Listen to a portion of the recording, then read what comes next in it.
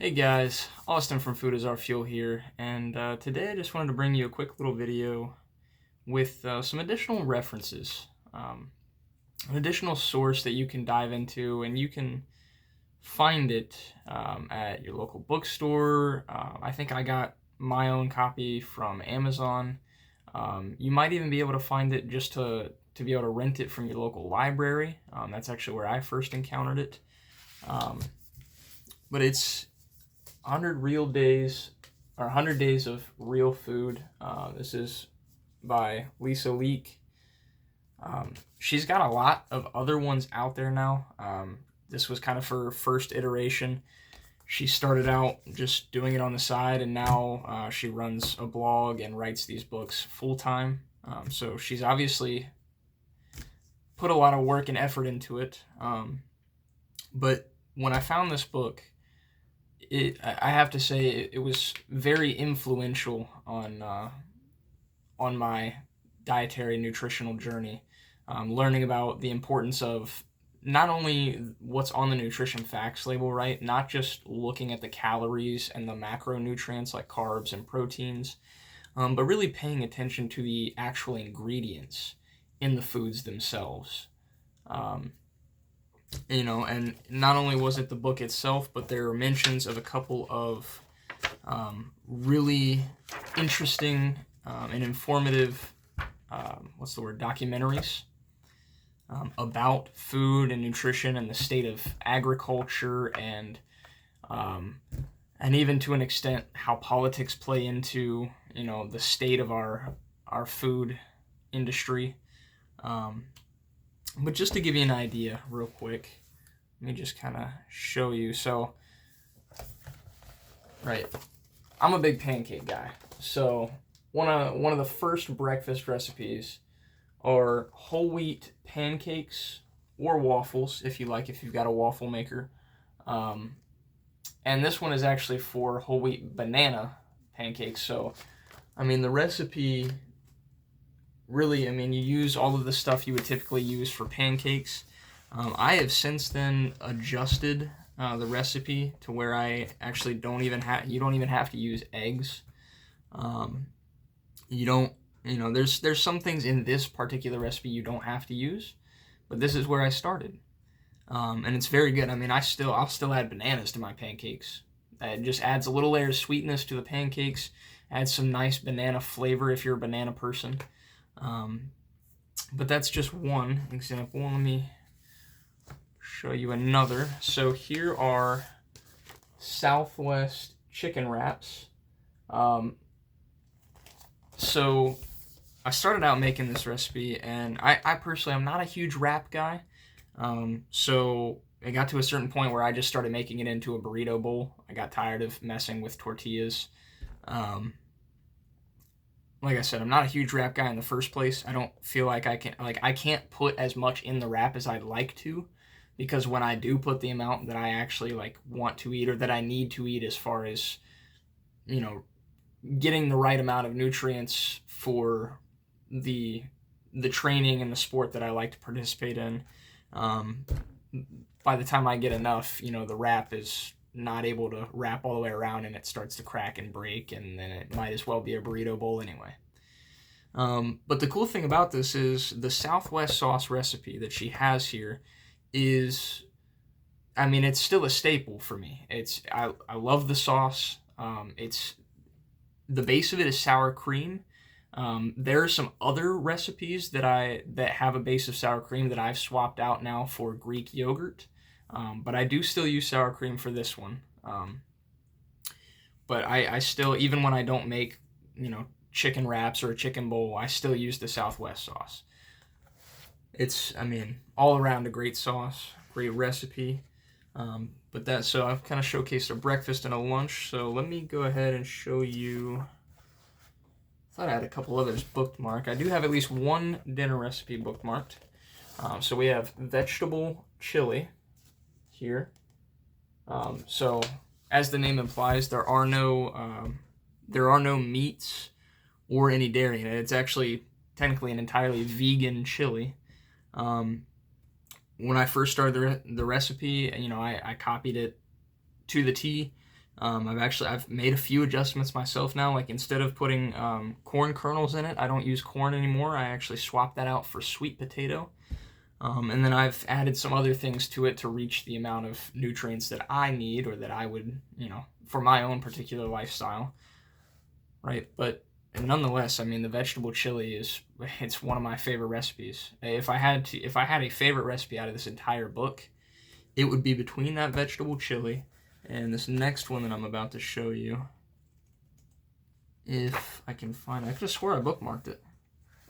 Oh, I did. There it is. And the next one, very simple and straightforward. You either love it or you won't. It's refried beans, right? These are just made in the slow cooker, crock pot. Pretty straightforward, flavorful, right? You can top it with cheese. You could serve it with, I've made corn cakes before. I literally make it like a pancake. I just make it with corn flour instead of wheat flour. There's all kinds of ways you can do with that. And then to give you a little bit, if you've got a sweet tooth, I'm a carrot cake guy, and it just so happens that she has a carrot cake recipe in this book. It does cover both sides of this page. This side over here, these ingredients are for the icing. This side over here is for the cake. And obviously, she has it to where she makes 2 round cakes and she layers them. You can just make a 9x13 rectangular cake. It makes the same either way. And then there was also a recipe I spotted in here. I have not made it personally, but it does sound good. It is whole wheat bread pudding. Very straightforward from what I looked at. You've got your pudding mix, which is milk, eggs. She uses maple syrup as a sweetener. We've got vanilla extract, some spices, and then the bread itself plus some raisins. Pretty straightforward and simple recipe. Nice little sweet treat every now and again. And then just to kind of give you a little more, she does actually have some base recipes for homemade or staples like tortillas. She does have a corn tortilla recipe. There's also a whole wheat tortilla recipe. She actually has a recipe in here to make homemade bread. And then this is actually another one of my favorites right here, just because of its simplicity. This is honey mustard. Straight up. When you buy that bottle of honey mustard from the store, and you look at the ingredients and it's got a bunch of sugar added, right? It's not just honey. And it's got some other odd-ends and ingredients that, why is it even there? It doesn't make any sense. This recipe is straight up honey and yellow mustard in a 1-to-1 ratio. So if you use a 1/4 cup of honey, you're using a 1/4 cup of yellow mustard. All you got to do is mix it around for a little bit, and it comes out to a nice, smooth, a pourable consistency. So you can just pour it right over whatever you're eating, or onto whatever you're eating. So if that's not enough, right? She's got all these great recipes, and like I said, she's got a lot more books than this. This is the only one that I own. This is the only one I've looked at. This was her first one, as far as I'm aware, but not too long ago, I was looking something up on her website, another recipe, and I saw that she had a lot more editions, a lot more newer editions with, I guess, different recipes, possibly some updated information, and what have you. But I think one of the greatest parts about this book to me, like I said, this book was kind of a kickstart. I mean, I'd already been cooking for myself, and I'd been learning a little bit more about nutrition prior to picking this book up, but this book really helped me to realize, some of the things I was missing out on and what I didn't already know, especially about the ingredients. And so I'm not going to take up too much more of your time. I'm not going to sit here and go through the entire, I'm not turning this into an audiobook, but to give you an idea, just by looking at the contents page. So section 1 up here, so part 2 down here is all the recipes. So the beginning of the book starts out with kind of, information about healthy eating, shopping, making the changes in your life, Right? So the first section, she'll talk about what real food is, right? Talking about paying attention to the ingredients that's in the food, how it's processed, what's important to look out for. And then, of course, tips for shopping, budgeting, what you're looking for at the store. Again, how to make changes. Even some tips for getting your family on board. Something I can't personally speak to. I'm single, but she is married and has 2 daughters, so she's had a little more experience with that. And then section 5, a little more on food budgeting, and also tips about meal plans. So really great book. I recommend picking it up. I don't even remember how much I paid for it. It wasn't that expensive. I might even be able to find it on the back. I can't. It's not on the book. So, regardless though, like I said, you might even be able to find it at your local library. That's where I first found it. I first picked it up at my local library, and by the time I had to return it, I was like, yep, I'm definitely picking this book up to own.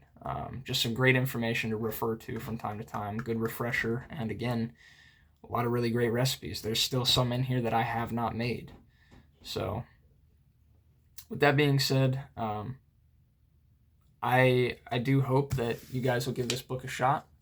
Even if you get in here and you look at a lot of the recipes and you decide that you don't want to make some of those, or maybe, they're just not your taste. I don't see that being the case. There's a lot of varied recipes. I mean, there's recipes in here for even just a traditional beef burger using grass-fed beef.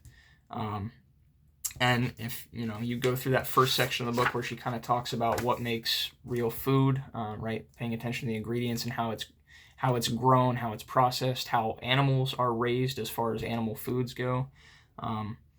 You'll get to learn more about the importance of grass-fed beef. And also, as I've personally experienced, grass-fed beef really does have a much richer, a much nicer, I guess nicer is a bit more subjective. It has a better flavor compared to grain-fed. So with that being said, like I said, there's a little bit of everything in here for everybody. So I hope that you'll give it a shot. At the very least, I hope that if you do not enjoy the recipes, that you'll at least, read that first portion and hopefully learn something new and learn something good that you'll carry with you through the rest of your nutritional journey in your life. And if you do, pass it on, pass it forward.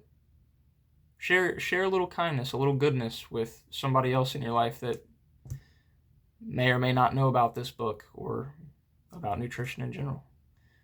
So, hope you guys enjoyed. Sorry to take up as much time as I have, but I hope you guys have a wonderfully blessed day, and I'll see you next time.